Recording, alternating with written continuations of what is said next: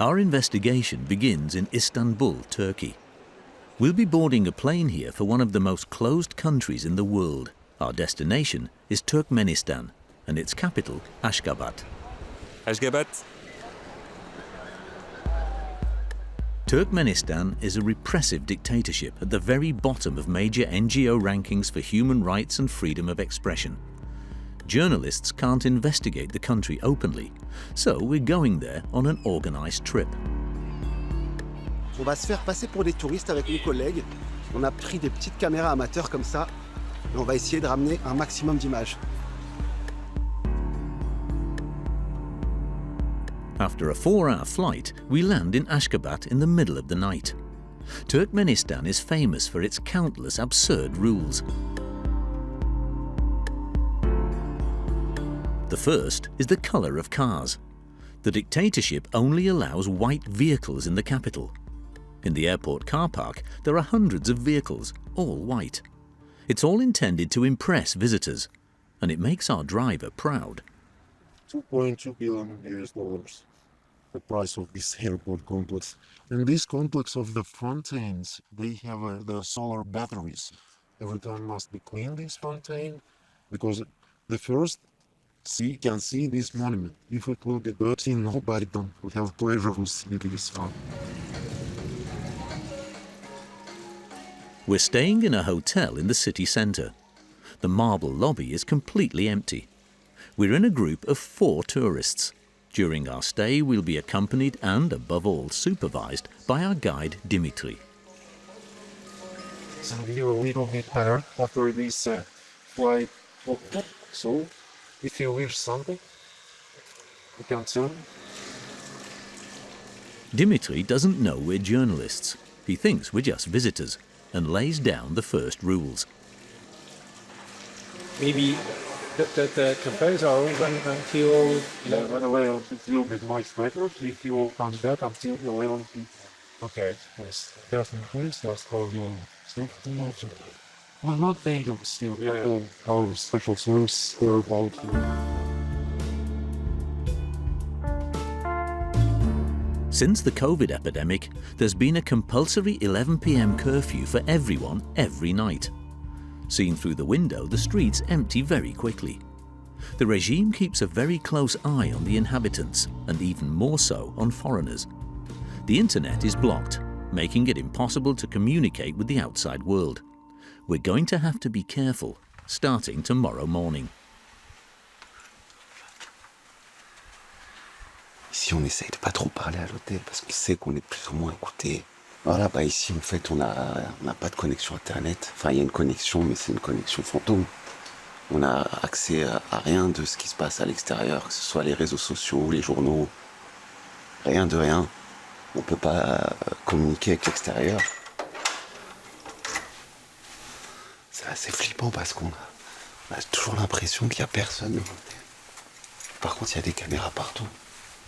Our first contact with dictatorship, and it's just the beginning. Turkmenistan is a small Central Asian country with 7 million inhabitants, wedged between Uzbekistan, Iran and Afghanistan.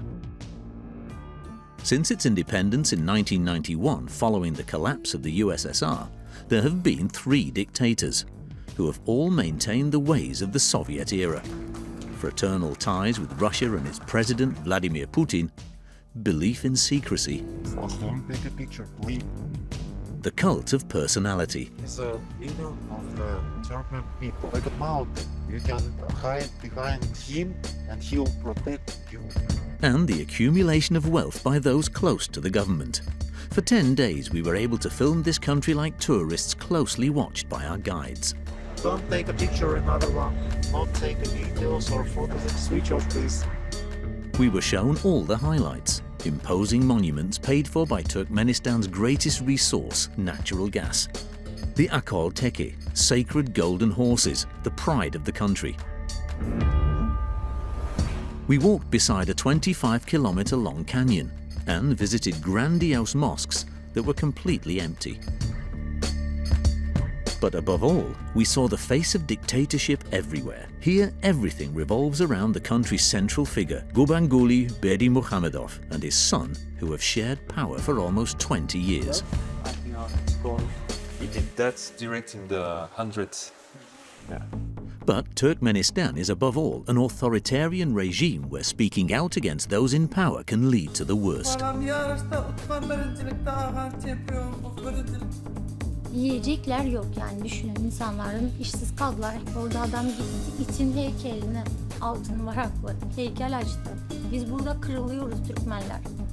In France, one of the most active dissidents is doing his utmost to fight against the Turkmen authorities.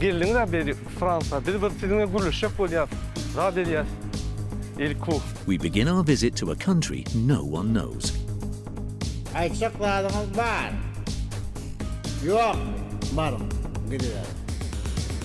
In the hands of a ruthless regime.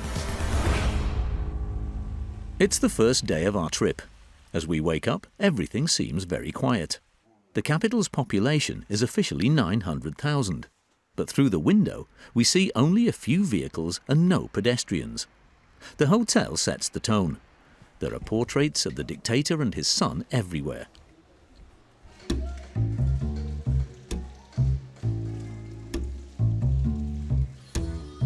Il fait du vélo. Il fait du cheval. No, this second person, he is the leader of that people. His son is president now, but he is a hero of all people. And this is the same one pride of our people, the Turkmen force. That's a cross.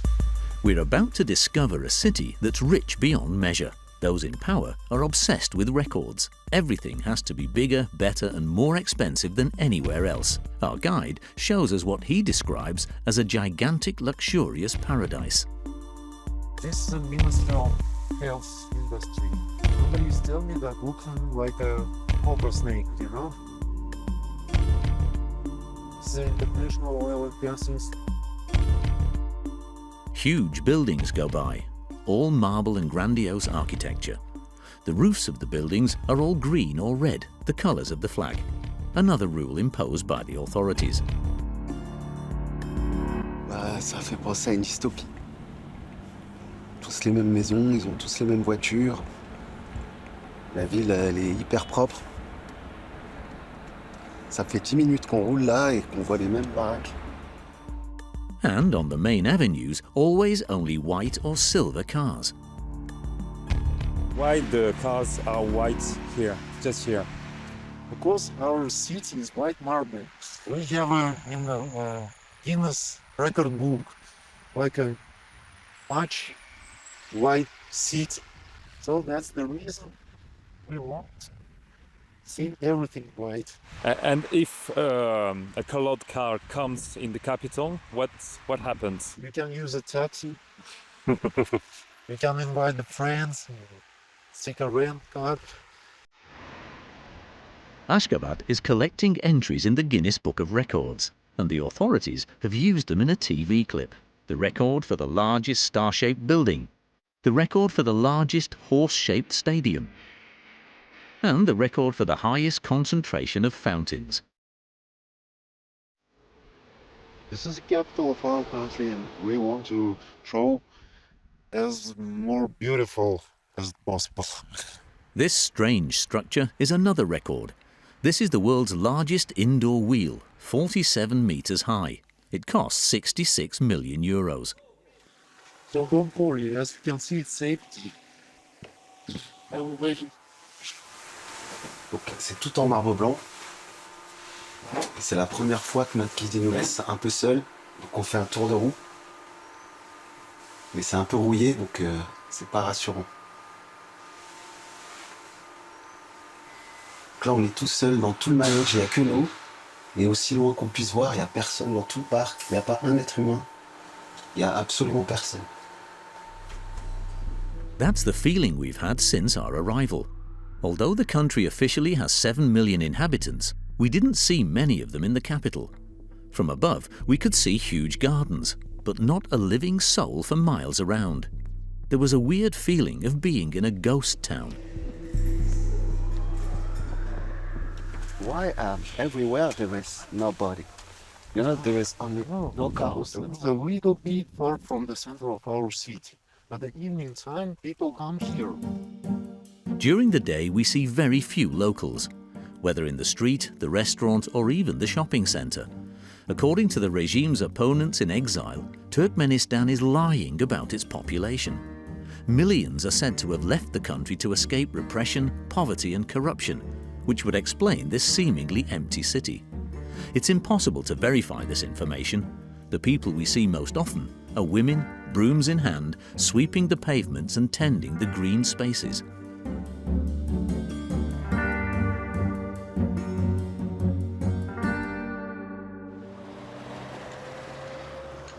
We stop to take a closer look at the monuments.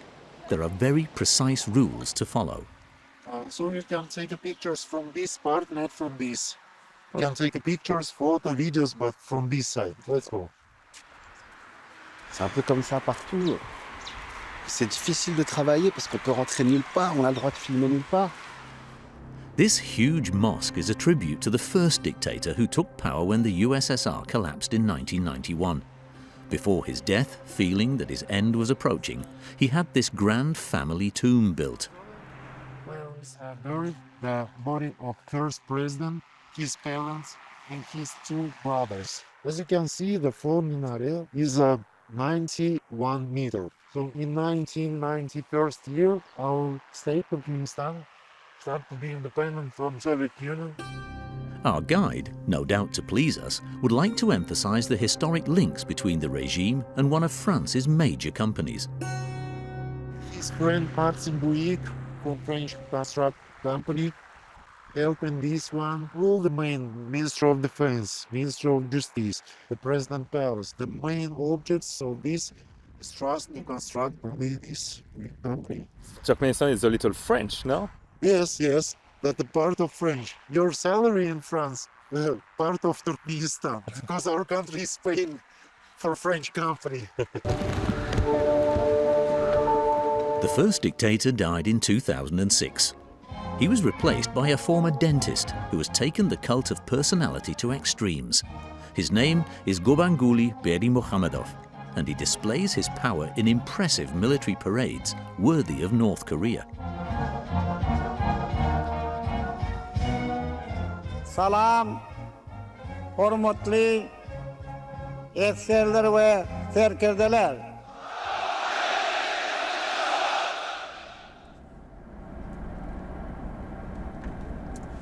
From the side of the road, it's possible. In the center of the square, there's a huge statue of him, covered in gold. The leader of the Turkmen people. Qatar, the same that shows his back like a mountain. You can hide behind him and he'll protect you. In 2022, his son officially replaced him as president, but according to all observers, he still runs the country behind the scenes.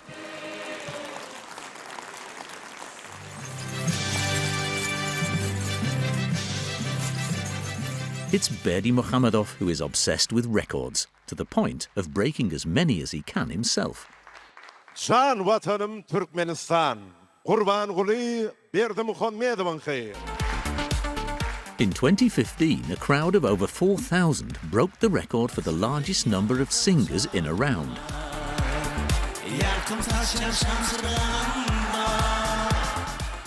The song was composed by the president himself.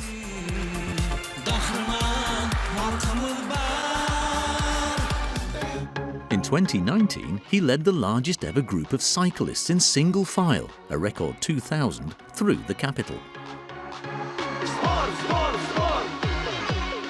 He is everywhere in the national press, the strongest in every field, a great builder, a precision marksman,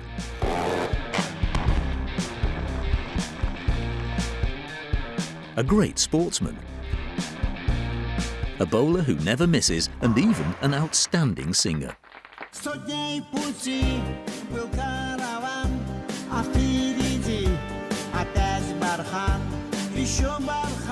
But the great leader doesn't just want to project the image of a friendly, smiling man. He's also a ruthless leader and wants his people to know it. On national television, he appears in sessions where he himself administers justice.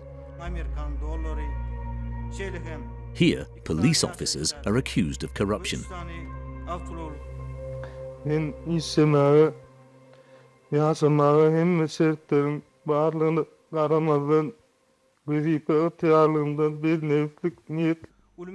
The police officers were sentenced to several years in prison, and it didn't stop there. Still on television, and in front of an anxious audience who dutifully noted down everything he said, the president attacked his own Minister of the Interior, who was accused of being responsible.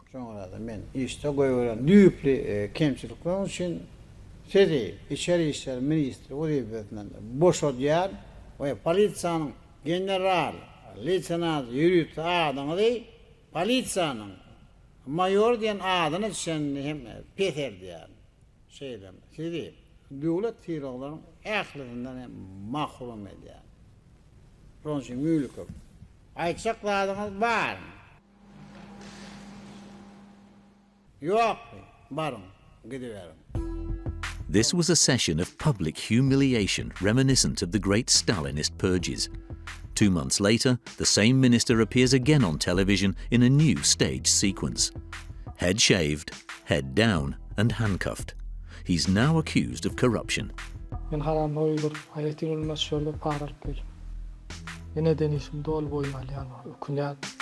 According to Dissidents, he was sentenced to 25 years in prison. This is a long way from the genial president. The great leader is keen to prove that he can also be ruthless. Our guide takes us to visit the National Museum.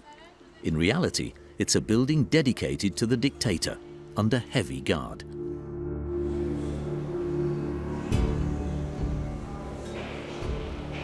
C'est interdit de filmer, ils confisquent les caméras. Malheureusement. En fait, là, il y a des femmes en tenue violette qui nous suivent partout pour vérifier qu'on ne filme pas. The museum is split in two. We were given permission to film the part devoted to the history of the country. There is a statue of Alexander the Great here. And came here. And other relics of antiquity. But the other wing, which compiles the exploits of the nation's leader, seems to make the Guardians even more tense. They say no picture inside, but you can see all of them. Okay, no problem. We're going to have to film even more discreetly. 2 floors are devoted entirely to the father of the current president, the country's Grand Master. Good sportsman? Yes. No? No, it's gold. It's gold, I think. The great leader is not only a sportsman, but also a scientist. He wasn't a dentist? I think, yeah, dentist. Yes. Mais là, il regarde une radio des poumons. The visit continues with his other passions, music, Ça, c'est quand même marrant, quoi. cycling, shooting, With his rifle and his gun, he did that direct in the hundreds. Yeah. Right. but above all, horses. There are saddles and paintings. The Turkmen people were originally nomadic horsemen. The country has its own breed of horse, the Akol Teke. The great leader poses alongside them whenever possible. It's one of the highlights of our trip. We're crossing the plains of the country to get a closer look at these famous horses, some of the most expensive and rarest in the world.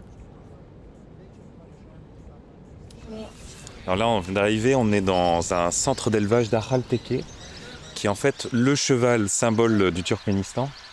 C'est le plus important symbole. Tous les citoyens du Turkménistan ont un Akhal Teke sur leur passeport. Et c'est aussi, bien sûr, le cheval préféré du président. The Turkmen already rode these horses 3,000 years ago. They are famous for their coat, which sometimes appears golden.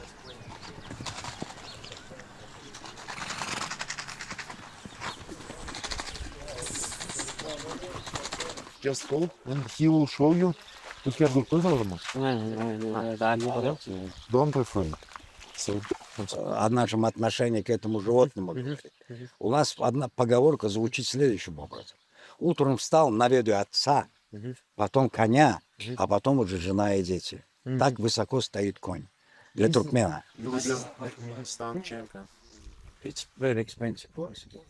Ну, средняя цена его $100 000. There are thought to be fewer than 5,000 Akol Teki in the world, but the president himself is said to own a herd of several hundred. For the president, the Ahal Teke is something very important as a symbol for the nation. That's true. Also. Yes. Скачет на лошади. Он у нас большой любитель лошади. And to please the tourists, our guides allow us to take a ride on this legendary horse. Wearing the traditional costume, a jacket and hat made from sheep's wool, the papaka, a symbol of honor and dignity. Alors là, c'est la panoplie, quoi.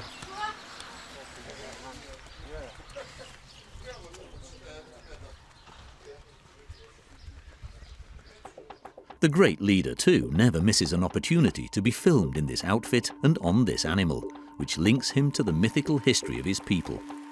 He even broke another record in 2018. His own Akol Teki, which he had trained himself, walked on its hind legs for 4.19 seconds, a feat that is obviously listed in the Guinness Book of Records. But his passion for horses almost cost him dearly. In 2013, a major race was organised in which the president took part. For once, several foreign journalists were invited. The great leader won, of course. But at the end, in front of a large audience,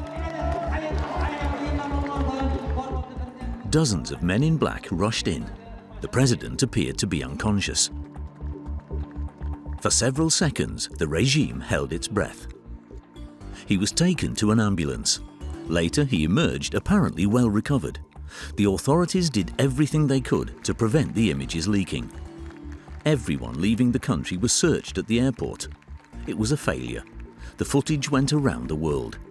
Only the Turkmens didn't see it, and it was obviously censored on national television. The instructions were to show only the glitz and glamour, and always, whatever happened, to praise the dictatorship. This story is just like the regime, a sham. Yes. Oh, they will give you like this one in the plane, so you have to be ready. Behind the glitz, Turkmenistan is much poorer and harsher than the authorities would have us believe, and everything is done to conceal it. It's beautiful, but at the night time, it's much better. We find out the next day, when we leave Ashgabat, the capital. I have to hide. I have to hide in the room. Yeah. Now he's make videos, right? But it's the rules of the airport security. Yesterday, a local lady just made a video for first person cell phone. The policeman come to her to raise these videos because it's something below us. Same rule during the flight, no cameras. This is even specified in the safety instructions. Switch off the camera. According to the World Bank, per capita GDP in Turkmenistan is €8,000, over 4 times less than the EU average. Opponents of the regime in exile point to mass unemployment and extreme poverty. Only a tiny minority benefit from the country's wealth. But obviously that's not what our guide wants to show us. We drive through the countryside, passing a number of miserable-looking villages without stopping. Finally, our guide suggests we stop off at a farm he suggests is typical.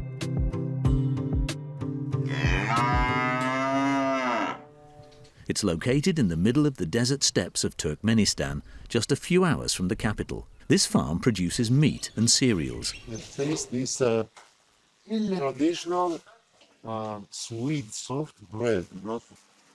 This is one of from traditional delicious here. They given free of cost on the weddings for dear guests that visiting. This is the original camel milk. No need to drink full, you just taste. This is not a poison. Comme du lait, mais c'est un peu plus fort. We soon realized that we weren't on just any farm. The order for this lady, but a special sign, like a medal, you know. a medal to congratulate her on having 8 children. And in this little village we can buy traditional souvenirs. There are key rings, a few spices, and also amulets that are supposed to protect you against all ills.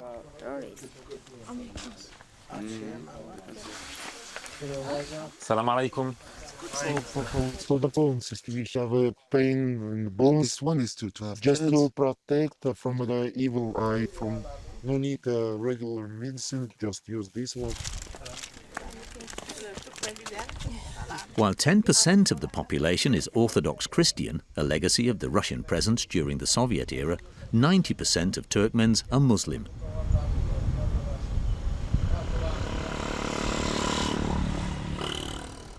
We set off for Turkmenbashi, a seaside town on the shores of the Caspian Sea.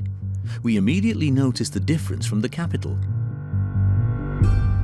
No more marble or grand monuments. The inhabitants live in dilapidated apartment blocks, most of which date from the Soviet era. The rules also seem less strict. We pass a few colourful cars. In Ashgabat, everything is new in marble and gold. Here it's more like a regular town. You don't take money from the towns for to make a rich Ashgabat. No. And believe me, this region can give for himself or make a lot of oil here. Yes. Oil factory. It's the richest, one of the richest regions. Like in Ashgabat, you know, many monuments or beautiful houses. They fine. They want to officially show that this is the richest region. To show us how prosperous the region is, our guide takes us to a chic but empty restaurant overlooking the water. On the menu, there's a local treasure.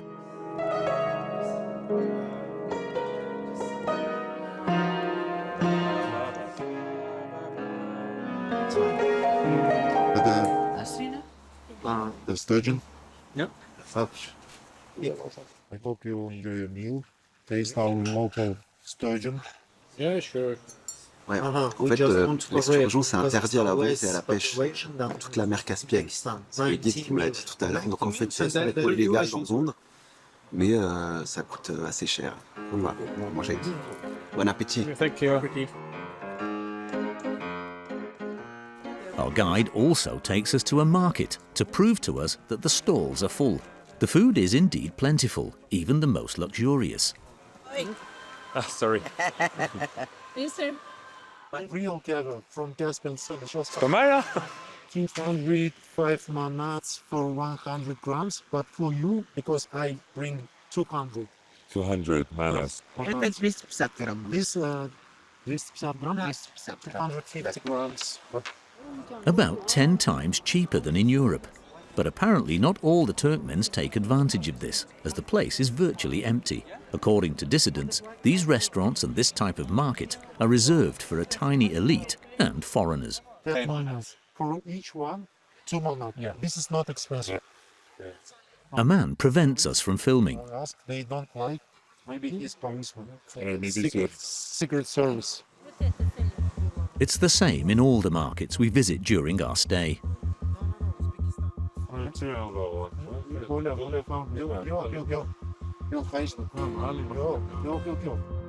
It's hard to understand why it's forbidden to film a market, which is supposed to be a showcase for the regime. In the streets, the locals look frightened as soon as they see our little cameras. No, don't take a picture of the Sorry. Sorry. Do you understand why the people just don't want to be filmed like this? They fight everything. Out of Ashgabat, I don't know why. They say that no show in your country the bad side of our real life. To see the reality of Turkmen life, you have to get away. For a few minutes, we manage to escape our guide. C'est un peu la première fois qu'on se balade tout seul dans notre voyage. Là, on sent que plus on s'éloigne en fait de la capitale, plus la pression se relâche. Alors, il y a quand même des policiers un peu partout. Mais étonnamment, c'est un peu plus tranquille pour nous, quoi. We go into a grocery shop. Hello. All the products on display are well past their sell-by date. Celui-là, il est périmé en 2022. Là, c'est quoi? C'est du roast beef 2022. 2022. En fait, tout ce qui est là en rayon, c'est périmé depuis 2 ans. Ce que je crois, c'est que c'est pas aussi bien. Les richesses sont pas aussi bien réparties qu'on veut nous le faire croire. Là encore, 2022. It's a far cry from sturgeon on the terrace and cheap caviar. We continue our little escape from our guide. In the street, a man greets us and invites us into a shop. Traditional Turkmen clothing is on sale there. Right, that one. C'est joli ça. Je sais pas si c'est joli. Je pense qu'en termes de ridicule, j'ai déjà été très très solide sur le cheval. Là, ça va être pas mal. Ça me va bien? Je sais pas, mais lui, il est mort de rire en tout cas. Ça va bien? We soon find out that the man who stopped us is not just a hat salesman. With this one? Yeah. Okay. So... I'm blogger. No! No, it's you? It's you. Yes. Could you show us?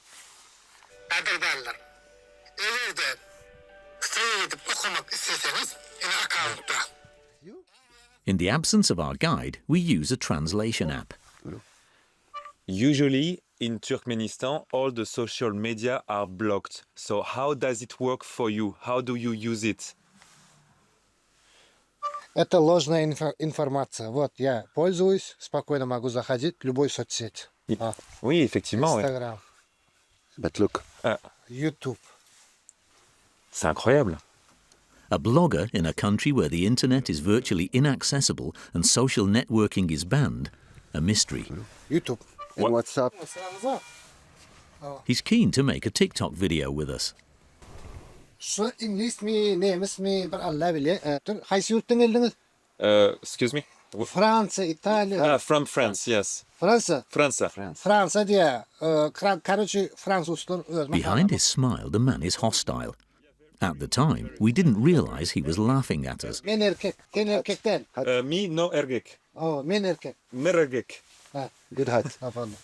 Thank you, everyone. Thank you. It was a pleasure. To find out who this man is, and more generally to discover the true face of Turkmenistan, we have to leave the country.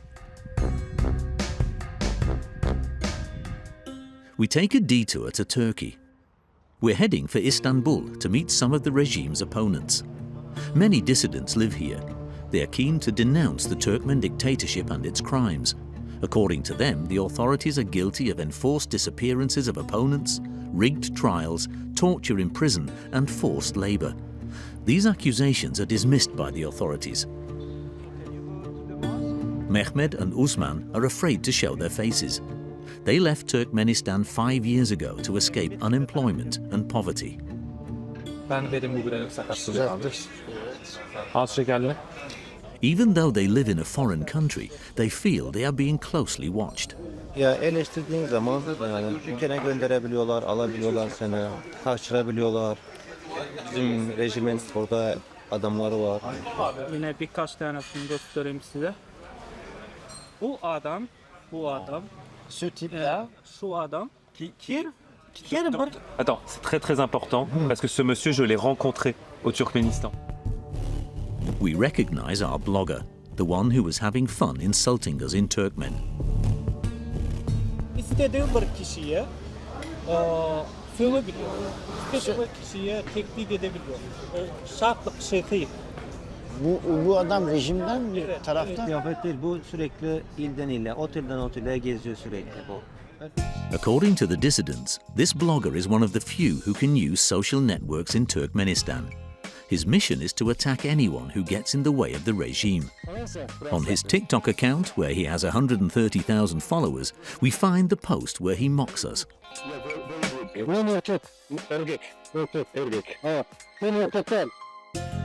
But above all, there are many violent posts.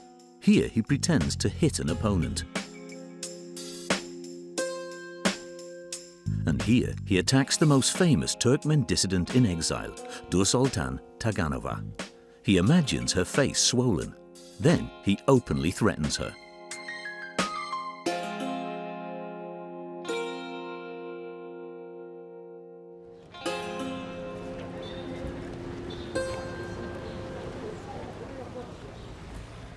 Nursultan Taganova is the regime's #1 target and a symbol of the opposition. It took some time to convince her to talk to us. In the end, she arranged to meet us in Istanbul. She is suspicious of everything and everyone. Türkmenistan hükümetini destekleyen bazı vatandaşlarımızın adresimi aradığını, özellikle buldukları zaman işte benim kafamı kesip başkente asmak istediklerini, işte bana işkence yapmak istediklerini, hani yürüdüğüm zaman sürekli ben bakıyorum sağıma soluma, hani arkamda önümde biri var mı diye pek de güvende hissetmiyorum maalesef. Arkadaşlarımı çağırdılar polis merkezlerine, arkadaşlarımı sorguladılar. Herkes beni engelledi, herkes benimle irtibatı kesti. Nursultan lives in a small, dark flat on the outskirts of Istanbul. She arrived in Turkey 12 years ago. Bilka'yı da çeksin. Bilka gel. Initially, she came to work and earn a living to escape poverty in Turkmenistan. But time passed. Today, she can no longer return to her country. Bunlar benim çocuklarım gibi ya. Bilmiyorum ya, belki şeyden kaynaklanıyor olabilir. Oğlumdan çok uzun süredir ayrıyım ve sadece telefonda görüntülü konuşabiliyorum oğlumla. Nursultan began by publishing videos against the Turkmen regime.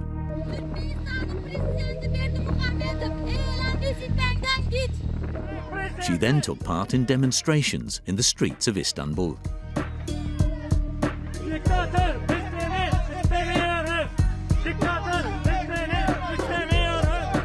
That's when she started to be targeted, like the day she was in the middle of a video conference meeting with other opponents. Demek isterdiniz. Uzatma tuttular. Haramlar. Eğer korkup yaşayacağım fikirlerden olsa arzu eder. Sizlerden korkan, sizlerden korkak, namert haramlar. But nothing can stop her. She continues to denounce the dictatorship. We show her the footage we filmed in Ashgabat, the Turkmen capital. Bu başkenti çekmişler galiba. Bomboş şehirler işte, insansız, ruhsuz. Gereğinden fazla halka faydası olmayan binalar, gereksiz yapılar, milyonlarca para harcanarak yapılan işte heykeller vesaire. It would be impossible to say these things in Turkmenistan. Major NGOs such as Amnesty International and Human Rights Watch rank Turkmenistan among the most repressive states in the world. Yani Türkmenistan, büyük ihtimalle Türkmenistan hapishanelerinin birine atılırım. Bu tür suçlamalarla yargılanan insanların hiçbiri hapisten diri olarak çıkmadı. It's impossible to know the exact number of political prisoners in Turkmen jails.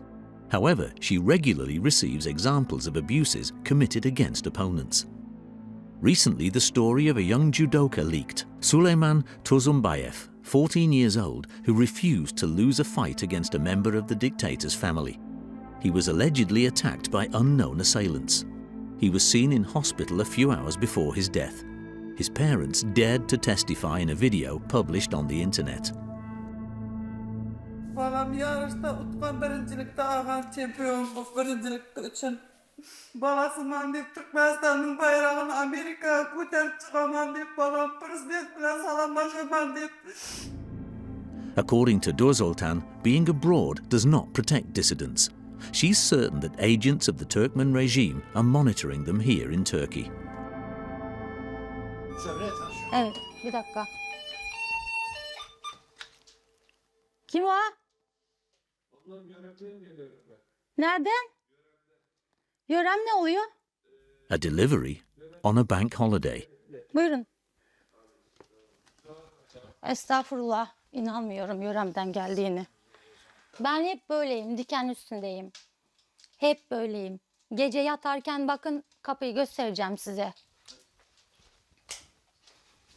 Ben böyle gece yatarken birkaç kere böyle yatıyorum. Korkuyorum gerçekten. Her şey olabilir. According to opponents of the regime, the biggest lie told by the Turkmen authorities concerns the standard of living of the country's inhabitants. as can be seen in these videos filmed secretly in 2021, which we were able to obtain. The footage shows long queues outside state-run shops selling basic necessities at affordable prices. As in the days of the USSR, products are rationed. You sometimes have to wait hours to fill a simple container of drinking water.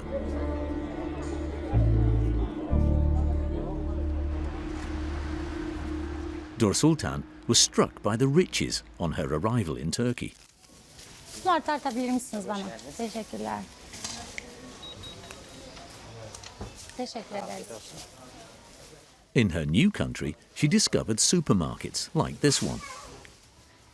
Mesela Türkiye'ye gelene kadar hiç zeytin yemedim, görmedim de orada. Vardır ama çok pahalı olduğu için hani görme şansı bende yoktu. Ama Türkiye'ye geldikten sonra ben yani her kahvaltıda zeytin tüketiyorum. Aşırı sevdim.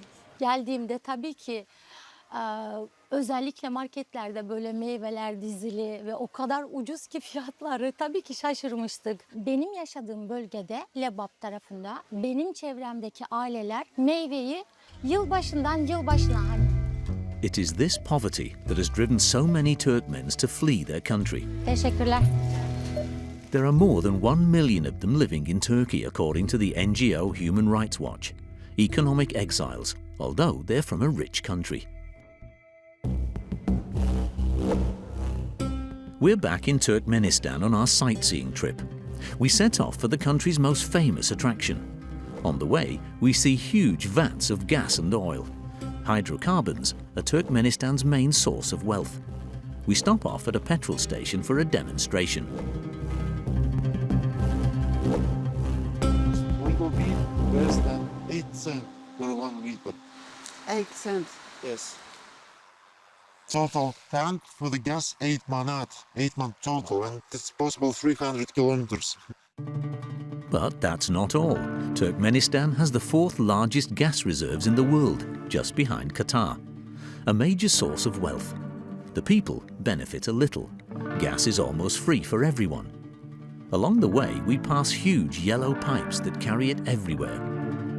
Even in the most remote villages, which seem deprived, there is gas flowing. And of course, there's also a statue from the Soviet era. And after several hours of hard driving in the middle of the desert, La route est pourrie. we arrive at Turkmenistan's most famous landmark, a hole. Darwaza, nicknamed the gateway to hell, is a symbol of the country's immense gas wealth. Ça fait 50 ans qu'il y a des émanations de méthane suite à un accident pour le creusement d'un gisement. Et donc ça fait 50 ans que ce cratère flambe. It's 70 meters long, 30 meters deep. In 1971, Soviet scientists set fire to the crater to stop a gas leak. They thought the fire would not last. Today, it's still as powerful as ever.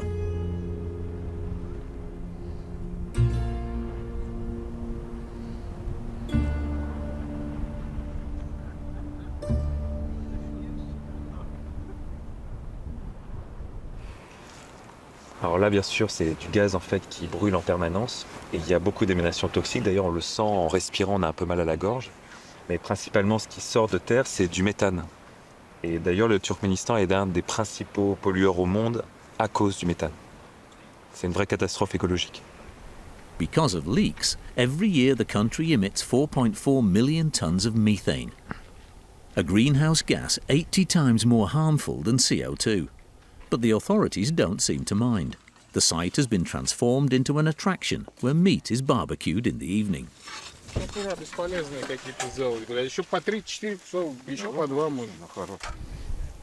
And where a small camp with yurts has been set up to welcome tourists.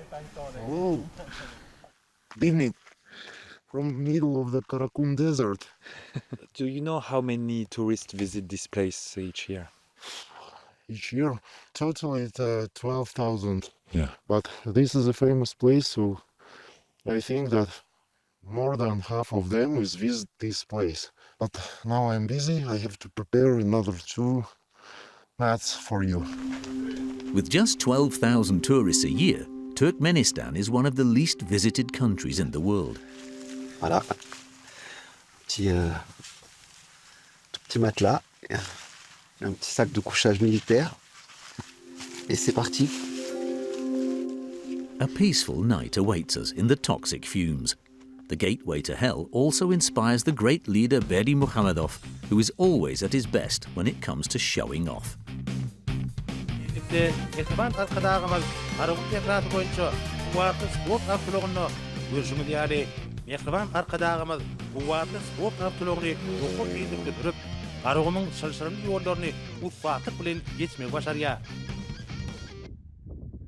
gas, which is abundant in Turkmenistan's subsoil, also enables the government to play a key role on the international stage. We head back to Ashgabat. A quick stop at the car wash, of course. Il nettoie la voiture parce qu'on ne peut pas rentrer à Ashgabat, la capitale, si la voiture n'est pas impeccablement blanche ou là, en l'occurrence, argentée.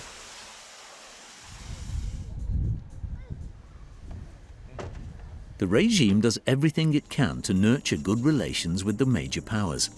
And as with every important message, a statue has been built. So this monument we're calling Arch of Neutrality. Our people, Turkmen people, we're a peaceful nation. We don't need to war with somebody. This is the main reason, yes. So it means you don't have any enemies or Yes, everybody's yes, your friend. it's unbelievable. The small country, the huge country, the big one, we are friendly for everybody. If you will come to us without bad things, without war, just visiting and relax and take a pleasure from visit of our country. And not only you are, but everybody is welcome. Turkmenistan presents itself as neutral, but some countries are better received than others. Big persons of the whole world came here to make a small forest for a long memory about their visit. In this little wood, a tribute to distinguished visitors, we find only authoritarian leaders. Former Russian President Dmitry Medvedev, Belarusian Alexander Lukashenko. But here it's Xi Jinping. Yes, Xi Jinping, head of Chinese People's Republic. Yes, but everybody is smart, I think, because they are start to be a leader for this or another one nation. For the European Union, only Viktor Orban, Hungary's far-right Prime Minister, is represented. His Excellency Serdar Berdymukhamedov. However, since the war in Ukraine and the restriction on Russian gas imports, several European countries have been seeking to sign agreements with Turkmenistan. The Turkmen authorities are seen smiling alongside leading Western decision-makers. Here's Olaf Scholz, the German Chancellor, with Gurbanguly Berdymukhamedov. Charles Michel, President of the European Council, with the new head of state, Serdar Berdymukhamedov. And Catherine Colonna, then French Foreign Minister, with her Turkmen counterpart. A rapprochement that infuriates the regime's opponents. In Toulouse, France, we meet one of the dictatorship's main opponents.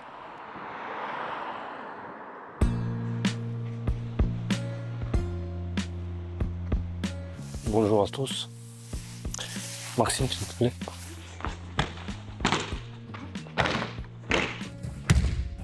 Allez, s'il vous plaît.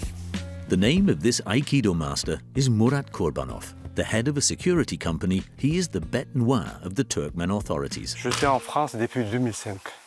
J'ai obligé de quitter le Turkménistan parce que j'ai eu beaucoup de problèmes au niveau de l'État et c'était obligé de quitter pour suivre.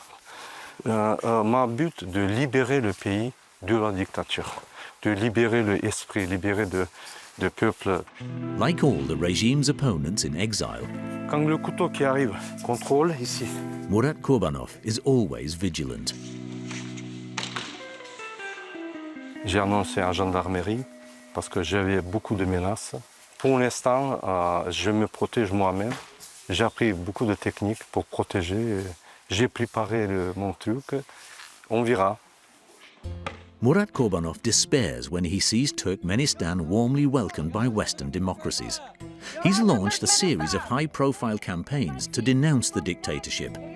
In 2021 in New York, with other opponents, he paid for a small plane to take the message into American skies.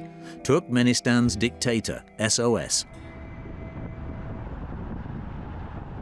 Just this morning, he and a friend have decided to take action.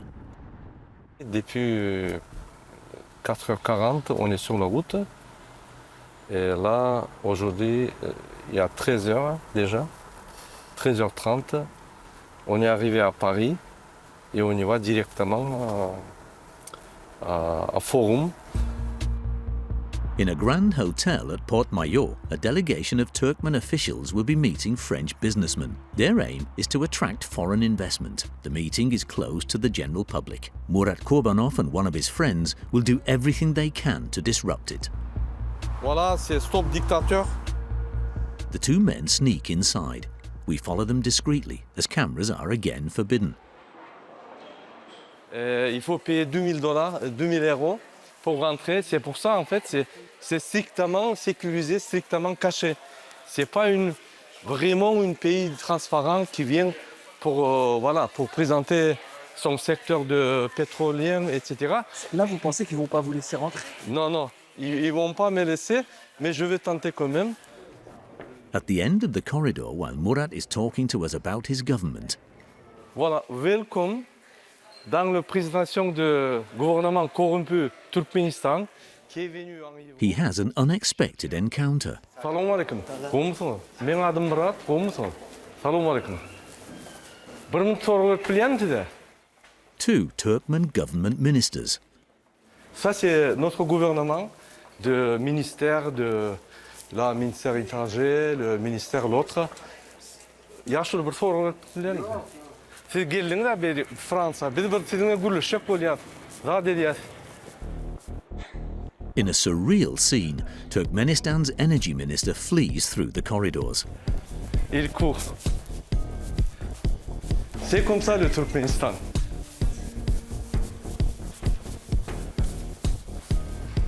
Ils sont disparus. Ah, il court là. On fait le championnat. But the race doesn't last long, as security staff intervene. Bonjour. Bonjour monsieur.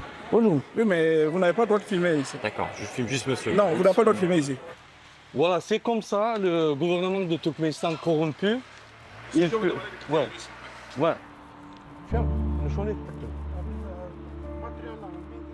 Murat finishes his action on the pavement. It's a feeble result in the face of the power of the regime, but he has made his protest nonetheless. Although he dreams of seeing the dynasty fall, everything seems to indicate that the future holds the opposite. Serdar, the son, replaced his father in 2023. And recently, a new Berdymukhamedov has appeared in the official propaganda. The grandson, Kerim Guli, 22, is already being tipped for the succession. He's regularly featured in the press and on television playing ping pong or tennis badly.